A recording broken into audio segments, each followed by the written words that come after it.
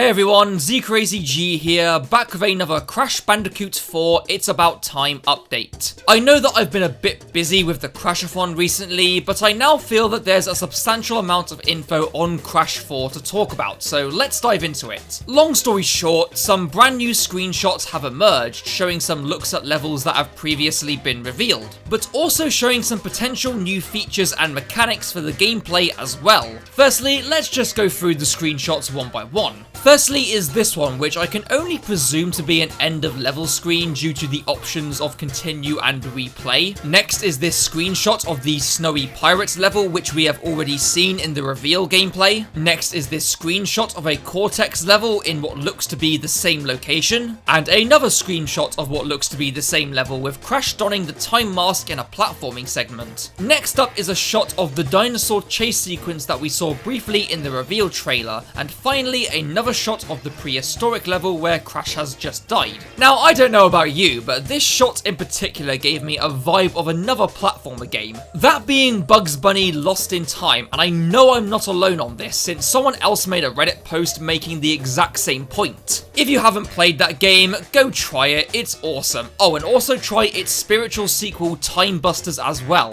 Both really fun, solid arse, nostalgic as hell games, I cannot recommend them enough. Anyway, back on track. Let's now look a bit more into these screenshots to see what new info we can dissect. Firstly, the end of level screen, now giving us the option to replay the level, which is a pretty cool and convenient option to have. This new Cortex level screenshot, I'm convinced, is 100% related to this same snowy level, mainly because of the leaks about Crash 4 way back in December last year. Firstly, those leaks stated that Cortex would be playable and have his own levels, which they certainly got right, but they also stated that these Cortex levels would be focused around setting traps to try and stop Crash in his levels. And as we saw in the reveal gameplay, when Crash gets to this point in the level, the ship explodes, causing the path to be destroyed. I'm pretty certain what we're seeing here is Cortex's perspective, and this level will end in him destroying that ship in an effort to stop Crash. Another thing to note in this other snowy level screenshot is the red exclamation crate. Now, why is it red per se? Well, we may actually know the answer to this because of a rapper called Rich the Kid. He was sent a demo of Crash 4, a demo of this same level in fact, and he uploaded him playing it on his Instagram. In the footage he showed, it showed these red crate outlines, and when the red exclamation box was spun, it made the crates appear, as we would expect these crates to work. What makes it different though is that these crates that appear from spinning the red exclamation crate only stay around for a brief second before disappearing again. In the gameplay, it was made obvious that the point was to spin the crate to activate these boxes, then use the time mask to slow down time and make the crate stay for a little bit longer. Again, just a cool new box type and feature that I noticed. Finally, you'll notice that within most of these screenshots we get a look at elements of the HUD or heads up display, each of them showing a tally, not for the boxes, though we still do know that those will be a thing in the game, but a tally for Wumpa Fruit. So does this mean that we're going to have to collect Wumpa Fruit for a particular reason? And presumably we'll receive a collectible as a reward for doing so.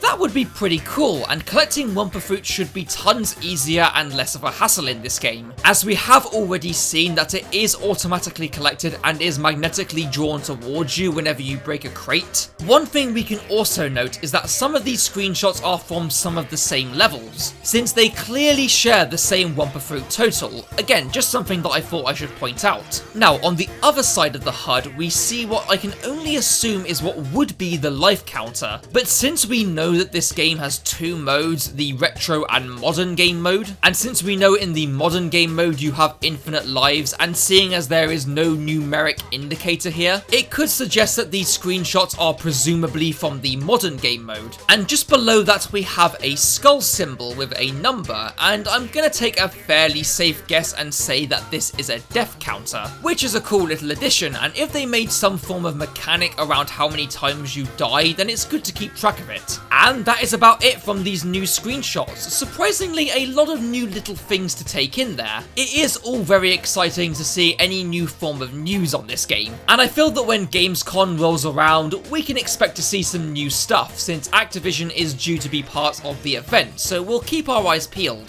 And with that, I'll leave it there, guys. So tell me, what do you think about some of the details seen in these screenshots? Are you liking how the game is shaping up so far? If so, do let me know in the comments below. Also, just to shamelessly plug here, if anyone is interested, I'm doing a retrospective series on my channel currently called the Crashathon, where I'm taking a casual, silly look back at all of the mainline series Crash games. I've already had a look at Crash 1 and 2, and the next episode coming soon will be Crash 3. But with that, thank you guys all so much for watching as always. Feel free to like and subscribe if you feel like it, and I'll see you all in the next video. Take care, guys.